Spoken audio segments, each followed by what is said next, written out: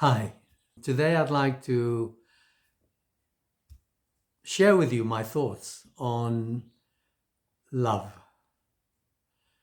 The the Greeks they left us descriptions for love. They had a number of six, depending who you speak with, six, seven, eight descriptions for love, some nine.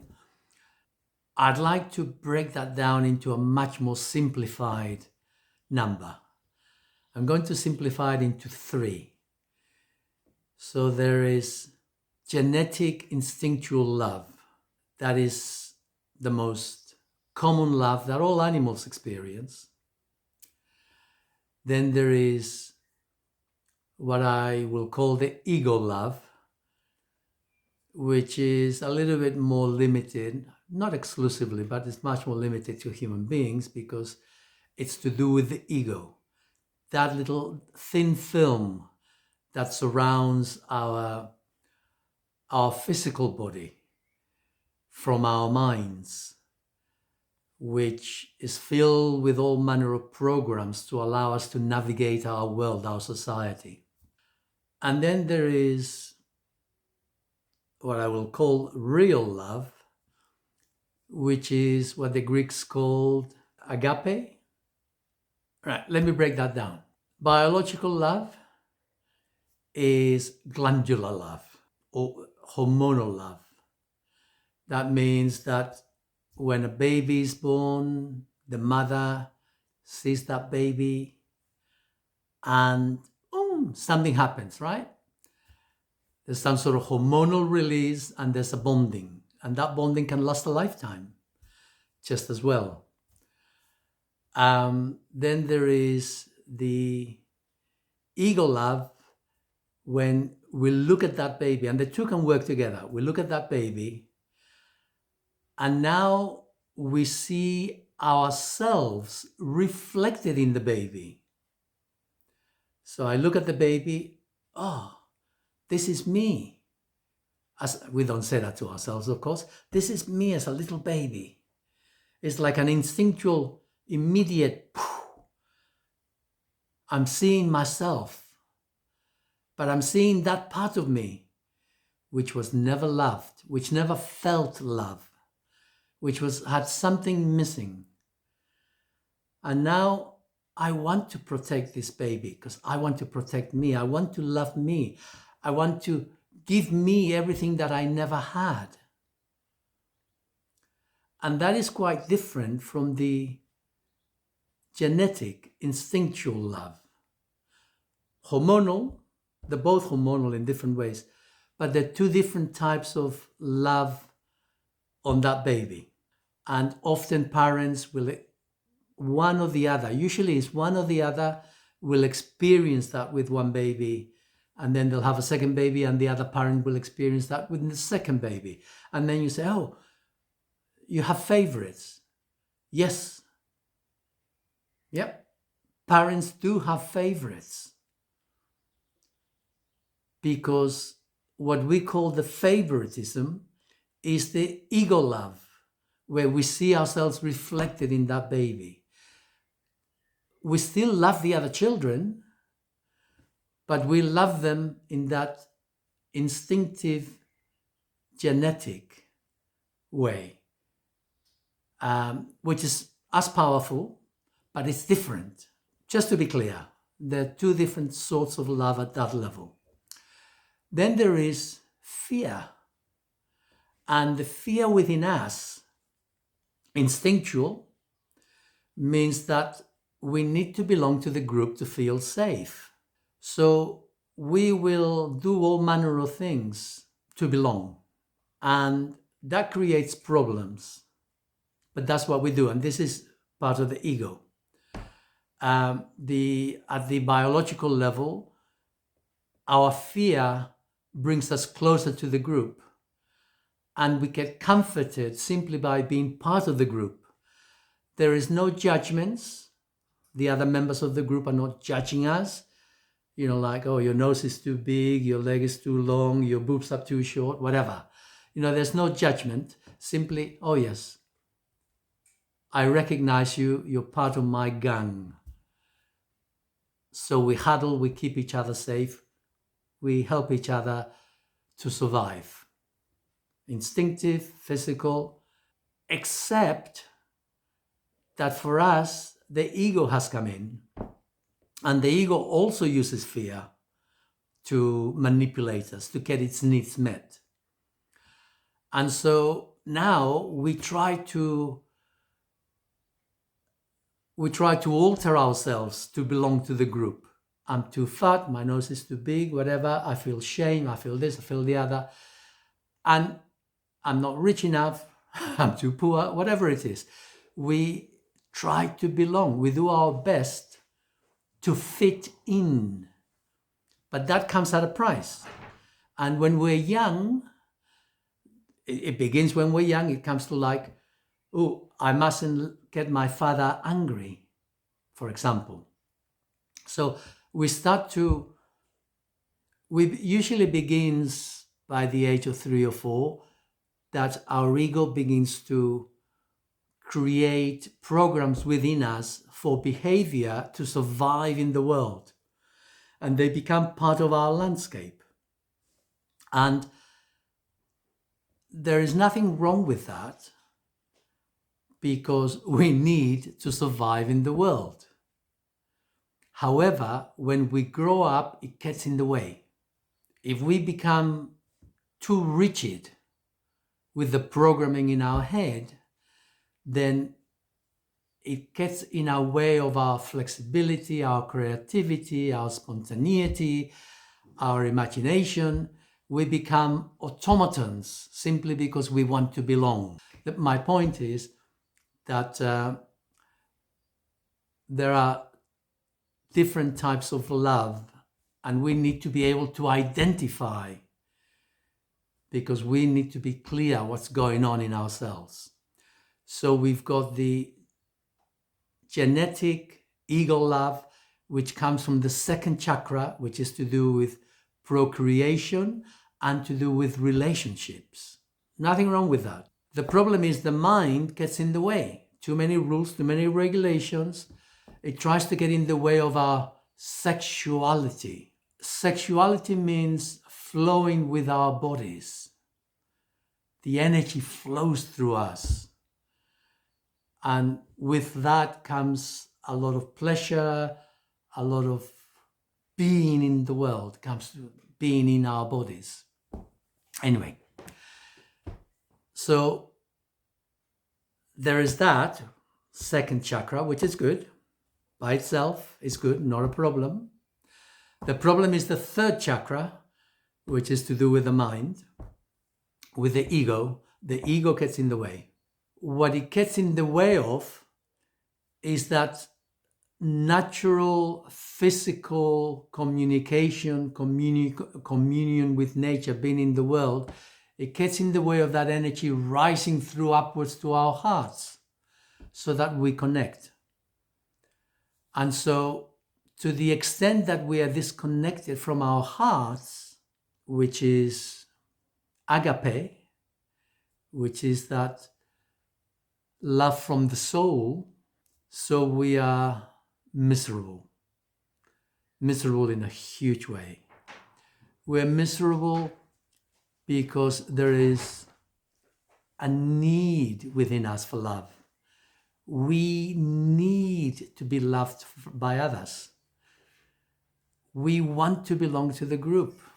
We are trying to conform to the group. We are making knots in ourselves to belong, to feel safe. But we're desperate to be loved, which comes all the way from our childhood. And so we're in vampiric situations with the world, with humanity, because we want to be loved by others. But there is no love within us. I'm talking about real love, not second chakra love. So our relationships with others are all transactional. They're based on our needs. This need to be loved is a huge problem because it creates a debt within ourselves because we're needy. Although it's good because it allows society to flourish, this transactional love makes the wheels go around within a society. But the ego gets in the way, and it becomes problematic, because then we become animalistic in the sense that we degenerate to slavery, because you need masters. You need someone who is in control, in charge, someone who is the victim. We become so twisted, we become liars. We lie to ourselves. Our personality becomes fragmented into multiple small personalities. And they each come and they take control, and we lie incessantly to ourselves. And then we're surprised when all the politicians out there, it doesn't matter where you are in the world, I'm sure there's some exceptions, most of them, they're barefaced lying shits. They have no shame, and they lie with impunity. And you're surprised because you keep voting for them. So people are saying, oh, what's the answer to the world? Well, here it is. This is the answer. Stop lying to yourselves. Be truthful to who you are, and learn to love yourselves. So on that score, agape. How do we learn to love ourselves? Well, first of all, we need to have one personality. We're fractured. We have too many little personalities dictating our world from morning till evening. We need to narrow those down. We want to have one personality, one part of ourselves that's in charge. And that one part of ourselves that's in charge is the one that we will use to control the other little bits of ourselves and gradually reduce the numbers. So with that one part of our personality, there's a number of things we need to do. First of all, we need to have something, a hobby, something that fills us with creativity, with something that connects us with our bodies. Maybe it's your job. Be a carpenter, learn something with your hands. It doesn't matter what it is. It could be pottery. Something that you can immerse yourself with. Then learn some type of martial arts or some sort of physical exercise where you are connected with your body. What we're trying to do is we're trying to move from the head, from the ego, from that sensorious part of ourselves. We want to go into our bodies, to be free of our mind constantly telling us how to be. We already know how to be. Our bodies know how to be in the world. We don't need to be told. We don't need the criticism. So, body. How to be in your body. Because when we are in our bodies, we start to notice the problems. And the problems are that the fight between our minds, the ego, and our instinctive genetic body, the battleground is the body. Bear in mind that both the mind and the body, they both use the hormones, fear, to motivate us in whatever way they want to motivate us. So if you ever wonder why do people have strong belief systems, because they're underpinned by fear. Fear is the glue that holds our fantasies together. The fantasies of our belief systems, which have nothing to do with reality. So we want to be in our bodies.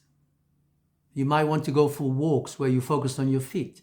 You need to learn how to breathe properly so that you breathe into your lower abdomen belly so that your lungs expand fully.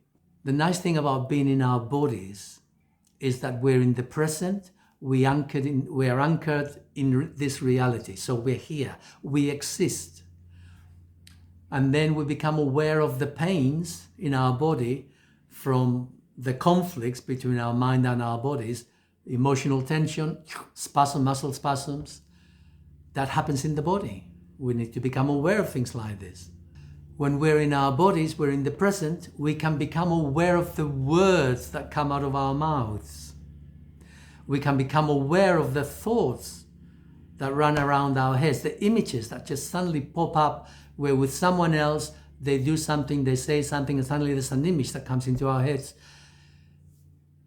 There's an emotion attached to that. What's going on? There's something going on. But if you're not in your body, you'll never catch it. So we're in our bodies, we become aware of the words, how we speak. What is it they say? Spell casting. Words are a form of spell to manipulate our reality. So the way we use our words is the way that we manipulate the programs in our heads, in our egos. When you're speaking with others, don't say, I am talking to others. That's ego talking. I'm talking to you.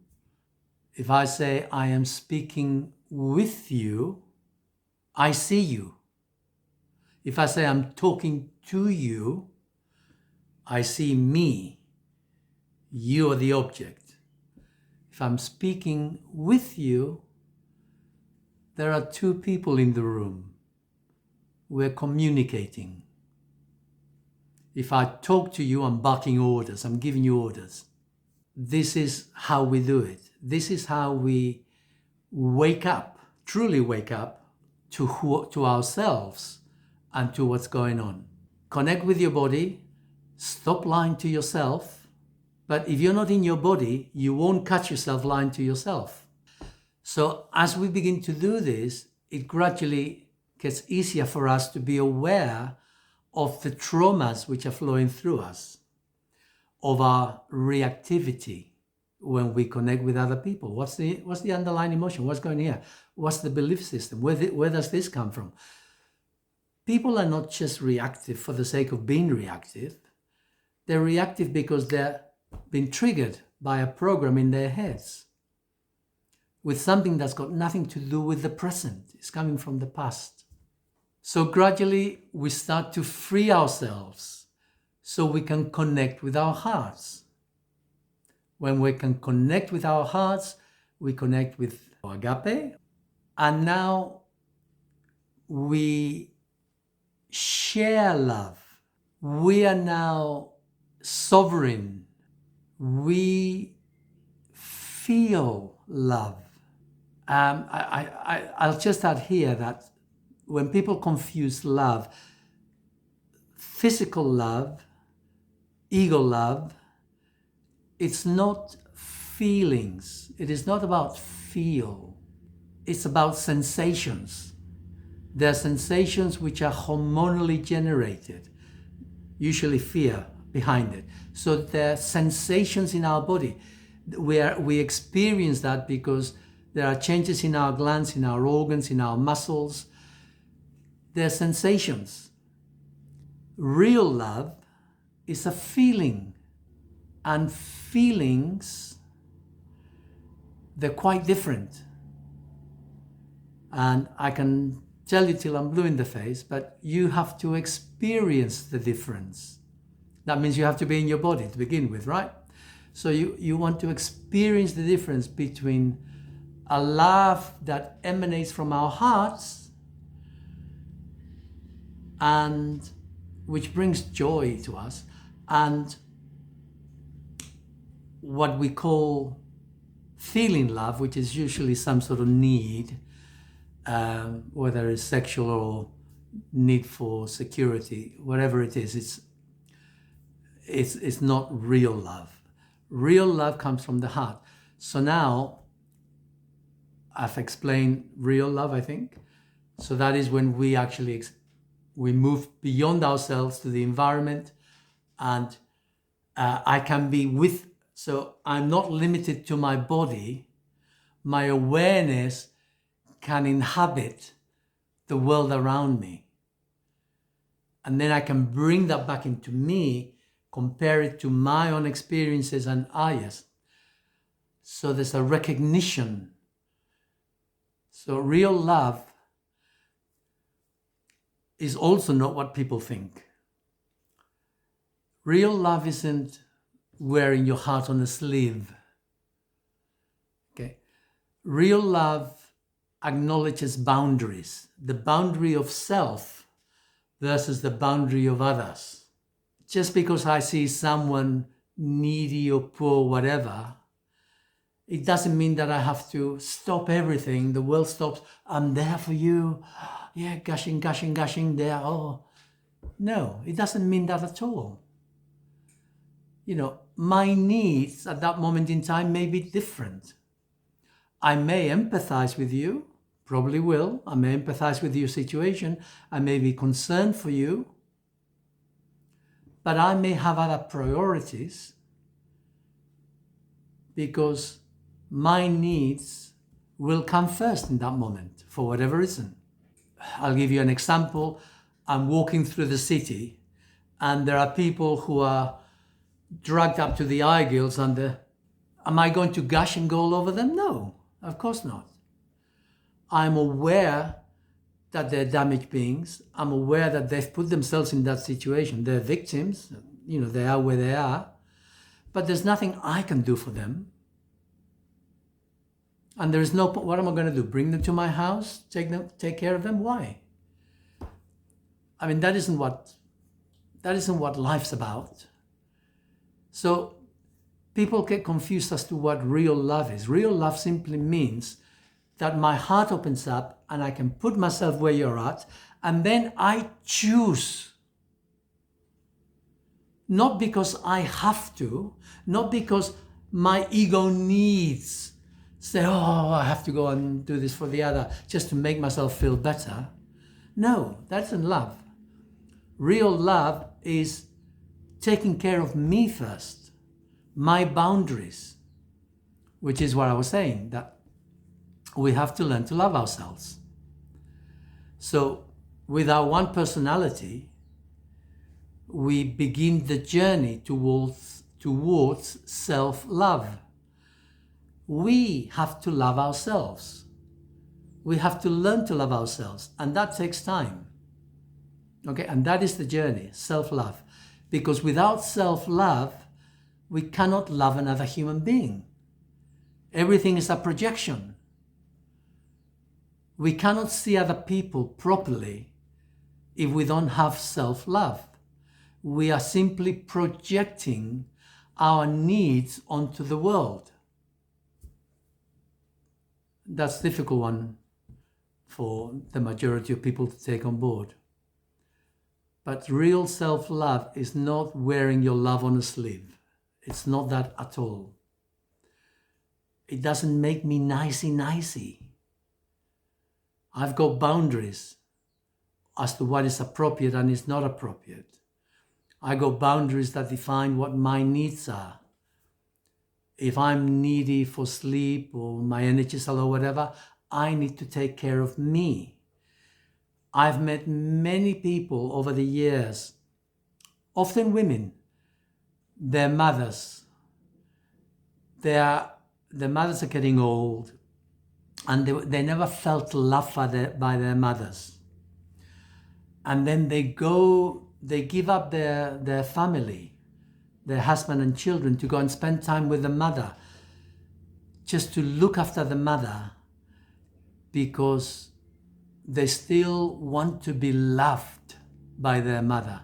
Your mother's never going to love you. You're not a child. You've grown up. You have to love yourself. But there's that desperation to be loved.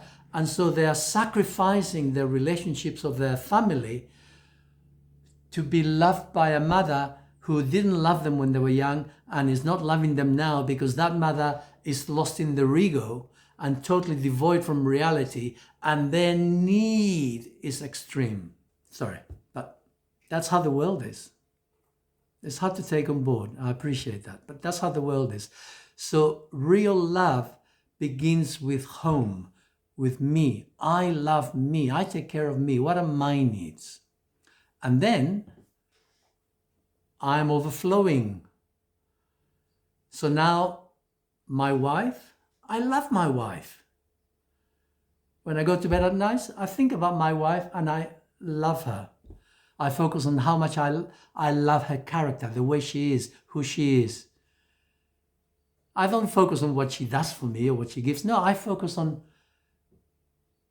who she is, the essence of who she is. I love the essence of who she is. And it flows out of me. It has to flow out of us because we have it in abundance. A dry riverbed cannot give water to anybody. A dry riverbed is forever waiting for the rain to come. I think I'll stop there.